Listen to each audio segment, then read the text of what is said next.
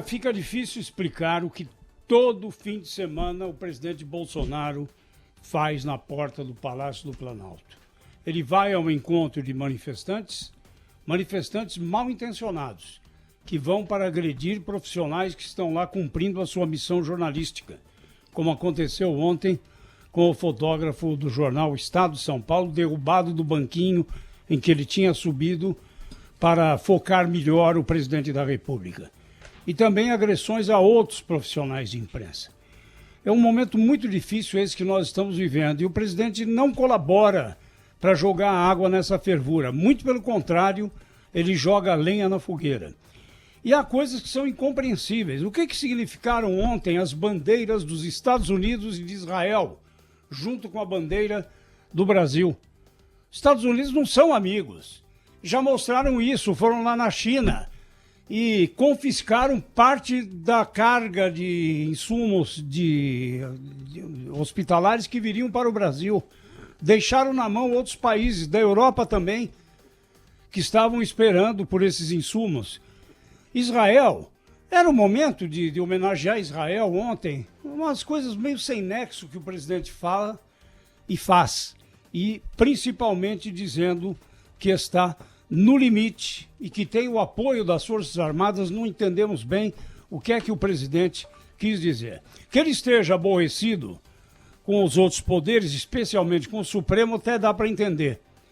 A decisão do ministro Alexandre de Moraes, que impediu a posse de Alexandre Valeixo na superintendência da Polícia Federal, foi uma decisão realmente política e não jurídica. A outra decisão que também foi tomada pelo Supremo Tribunal Federal, impedindo a expulsão de diplomatas venezuelanos, vai de encontro a uma decisão anterior do próprio Supremo Tribunal Federal, no caso do ativista italiano Cesare Battisti.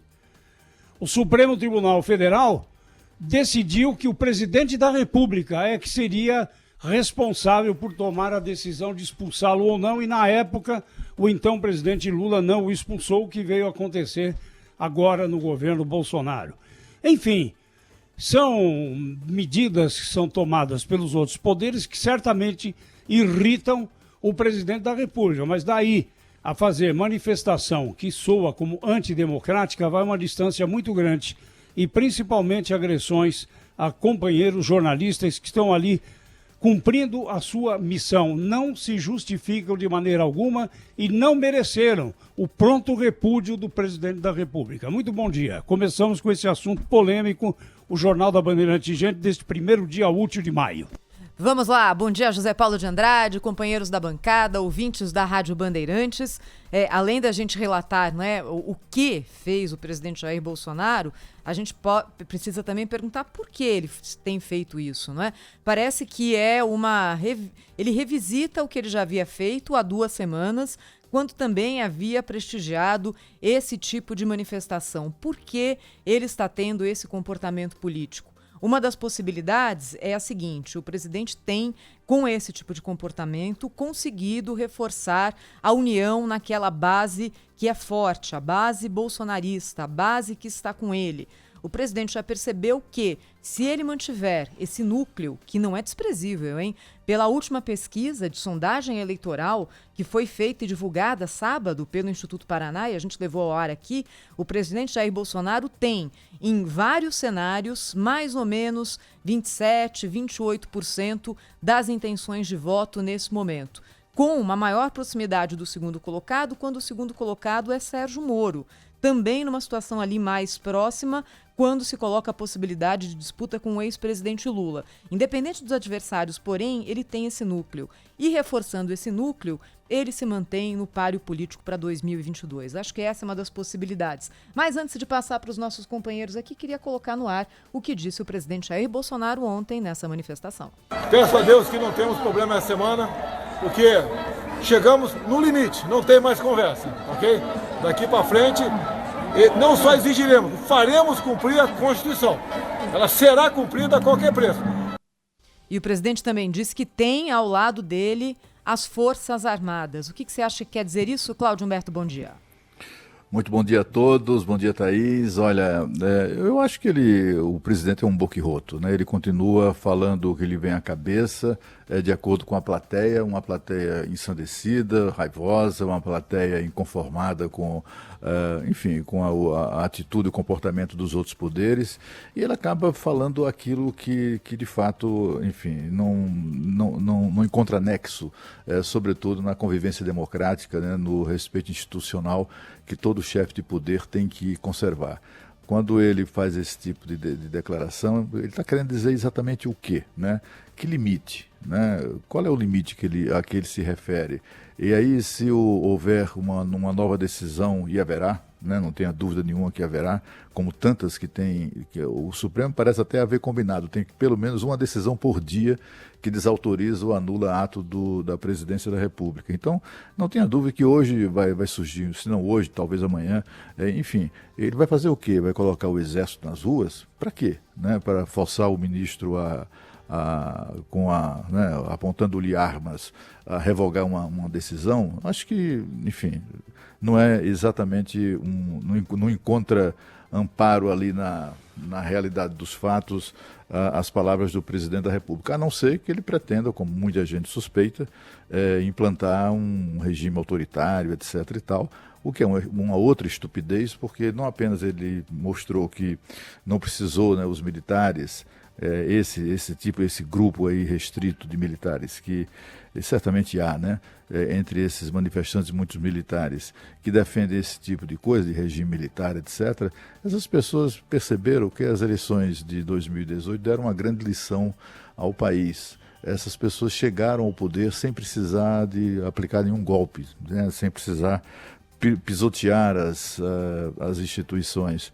E como você bem lembrou, quer dizer, no momento em que o presidente Bolsonaro, no fundo, a caminho do fundo do poço da sua, como é que eu diria, da sua popularidade ou do respeito que as pessoas têm por ele soma 50,2% de potencial de votos nas eleições, se a eleição fosse hoje, se esse núcleo que a Thaís se referiu, segundo a pesquisa do Paraná Pesquisa, situa-se à volta de 20% do eleitorado.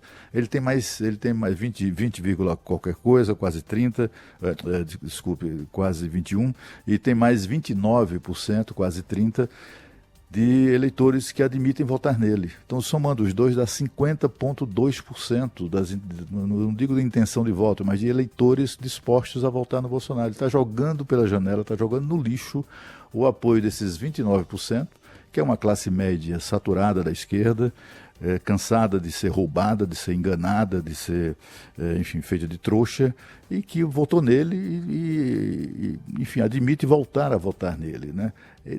Essas pessoas vão acabar abandonando esse barco, né? É inevitável, porque essas pessoas têm uma coisa que elas apreciam, além de políticos que enfrentam essa esquerda ladra que a gente tem, né? Que a gente viu aí nos últimos anos. Elas apreciam a democracia, elas querem votar, não querem deixar querem o respeito às instituições democráticas, né? Além do mais, o presidente tinha que se posicionar de maneira muito veemente contra as agressões a jornalistas. É uma covardia, né? É como bater em criança. Está lá o fotógrafo com equipamentos pesados, com mochila pendurada nas costas, com outros equipamentos, né? Ele está lá na vulnerabilidade em cima de um banquinho, que foi o Dida Sampaio, do jornal O Estado de São Paulo. Aí vem lá uns sujeitos truculentos, covardes, né, brutamontes, né, meganhas dessa palhaçada toda, e agride o rapaz, né, e outras pessoas se aproveitam mais covardemente ainda e reiteram a agressão. E o presidente da República não fica calado, simplesmente não se posiciona sobre isso, o que é ainda mais lamentável. São 8h09. É isso aí, Cláudio Humberto, né? É isso que se esperava, né? Pelo menos ontem, do presidente da República, depois dessa notícia. E não veio nenhuma manifestação nesse sentido. A gente já falou várias vezes aqui, e até a gente fica sendo repetitivo, né, nas manhãs, principalmente de segunda-feira, porque o presidente aproveita o fim de semana, né, para participar desse tipo de manifestação, né, de aglomeração, contrariando a recomendação do próprio ministro da Saúde, das outras autoridades, né, que até admitem a possibilidade de uma abertura maior dos serviços, né, do comércio, mas, claro, que com precaução, utilizando máscaras para evitar a aglomeração. É exatamente o oposto que acontece nessas manifestações. O presidente da República devia descer do palanque e trabalhar pela união, né, com conversas com estados, deixando de lado um pouco as suas diferenças com governadores, com prefeitos e trabalhar por ações que possam nos ajudar a ter o menor impacto possível da pandemia do coronavírus. A gente não assiste a essas manifestações do presidente, né? Sempre com aquela via da truculência, aquela via de enfrentar e combater as declarações, fazendo aproveitamento político de todas as situações, sendo que nós estamos numa pandemia e o país registra 100 mil casos e 7 mil mortes, né? Já passou da hora da gente deixar um pouco essa história de lado e o presidente assumir de uma vez por todas o seu papel, que é exatamente o de comandar o país frente a essa pandemia, né? Fazendo o que ele começou a fazer, ou ensaiou a fazer, as reuniões com governadores, chegar no parlamento lá e discutir grana, né? Que é o que está se discutindo no momento, tanto na Câmara quanto no Senado. A gente teve um momento histórico nesse fim de semana. Os senadores se reuniram em pleno sábado, no meio de um feriado, para votar um pacote de socorro a estados, para corrigir um pacote que veio da Câmara, que agora volta para a Câmara muito mais equilibrado. Então são essas as discussões que a gente deveria ver o presidente envolvido, e a gente não. A gente, pelo contrário, a gente vê ele apoiando manifestação que tinha lá um sujeito com uma bandeira pedindo o fechamento do Congresso, pedindo o fechamento do Supremo e etc e tal. Isso é política, né? Isso é coisa para época de campanha ou para época de normalidade, vez por outra. Não para o momento de uma pandemia, quando a gente precisa de união. Essa é a palavra do momento que parece que foi riscada do dicionário do presidente da República. E acho que esse é o ponto fundamental, não é, Pedro? Porque quando a gente tem a informação de que a gente pode entrar na pior crise econômica dos últimos 120 anos, já se fala em década perdida e a década está começando. A perspectiva para quem está entrando agora no mercado de trabalho é muito sombria. A gente tem que pensar nas pessoas que estão próximas a nós, não é? Nós temos filhos, temos parentes, temos amigos, gente que está começando agora vai encontrar que ambiente, não é? De repente parece que o mundo político esqueceu da vida real aqui fora, que é o que está pegando mesmo, né? Não só a pandemia, como a consequência econômica dela, que vai ficar por muito tempo. Então, nesse contexto, é muito irrelevante o nome do diretor-geral da Polícia Federal. Aí o governo federal também tem que abrir ali o seu espectro de visão e entender que as coisas são maiores, não é? E contrariedades fazem parte da vida de qualquer gestor, seja ele público ou privado. Então essa coisa também de dizer, para mim deu, o limite está demais, mas é assim, essa é a vida sempre, não vai haver nenhum momento ali de céu de brigadeiro, ainda mais num momento como esse, não é? Eu queria colocar também aqui o que disse o ministro Gilmar Mendes, do Supremo Tribunal Federal, a respeito das manifestações de ontem e da agressão a jornalistas nesse ato. Também de se lamentar esses episódios que acabam de ser noticiados pela imprensa. De fato, a agressão à liberdade de expressão, a agressão a cada jornalista, na verdade, é a agressão à liberdade de expressão e a agressão à própria democracia. E isso precisa ficar bem claro e tem que ser claramente repudiado. Mais um episódio da máquina de nota de repúdios que funciona todo domingo à noite, né? Acho que toda autoridade tem sua nota de repúdios, um arquivo no computador, né? Guardados ali, trocam as palavras, agressão contra jornalista, agressão contra fulano, ataque à democracia, isso não pode ficar assim, respeito às instituições. Todo domingo à noite tem de botar a maquininha de nota de repúdio para girar, para não dizer que não falamos nada a respeito do assunto, né?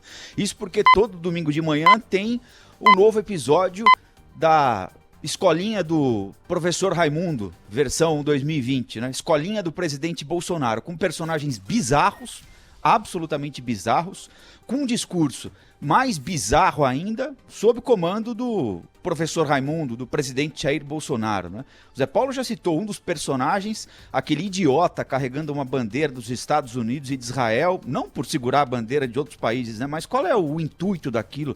Qual é o objetivo, né? Por que essa babação de ovo para outros países, né? Ali dentro do Palácio do Planalto, um negócio absolutamente estranho, ao lado do presidente da República, né? Se ele tivesse uma camisa da seleção brasileira com o nome do Neymar escrito atrás, segurando bandeiras dos Estados Unidos e de Israel. Uma babação de ovo para outros países que não faz o menor sentido, né? O Paulo Cintura, né? Aquele ator que fez o Paulo Cintura na versão real da escolinha do professor Raimundo, era o grande animador da festa, né? Acho que a rampa do Palácio do Planalto ontem sentiu falta do Vampeta bêbado, vocês lembram? Rolando depois do pentacampeonato, quando foi recebido pelo então presidente Fernando Henrique Cardoso. A gente imaginou que aquele poderia ser o pior momento da rampa do Palácio do Planalto. O Vampeta descer rolando de cambalhota bêbado. Não, havia alguma coisa pior para acontecer. E o pior era o Paulo Cintura, indo e voltando, animando aquela tropa de gente ensandecida, raivosa, doente, sem nenhuma preocupação com a pandemia que nós estamos atravessando, comandada pelo presidente da República, que repetiu o que faz todo domingo, né? Quer injetar mais raiva nessa gente. É um governo que se retroalimenta de ódio e de raiva. Nenhuma surpresa, é o que eu tenho dito aqui toda semana, né?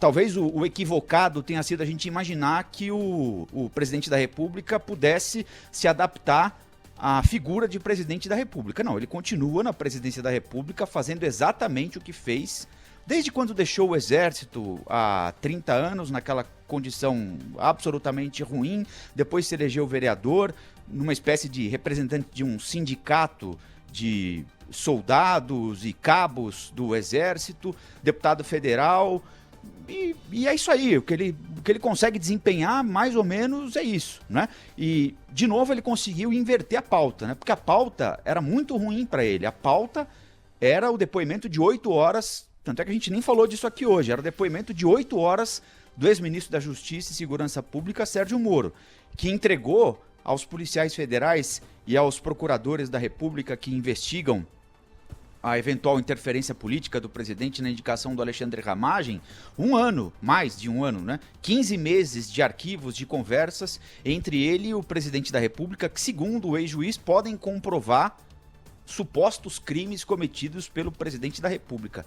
Isso, tenho certeza, deve preocupá-lo enormemente, pelo fato em si, pela investigação em si e pela possibilidade de que, do outro lado dessa investigação, na outra ponta, no Congresso Nacional, no Supremo Tribunal Federal, essas investigações cheguem ao filho dele. Acho preocupante mesmo, de tudo que aconteceu ontem, essa permanente injeção de ódio que o presidente aplica no país todo domingo. A gente não sabe onde isso vai parar. Tem gente maluca por aí no sábado agredindo enfermeiro, ontem batendo em jornalista, essas carreatas de alucinados que acontecem pelo país.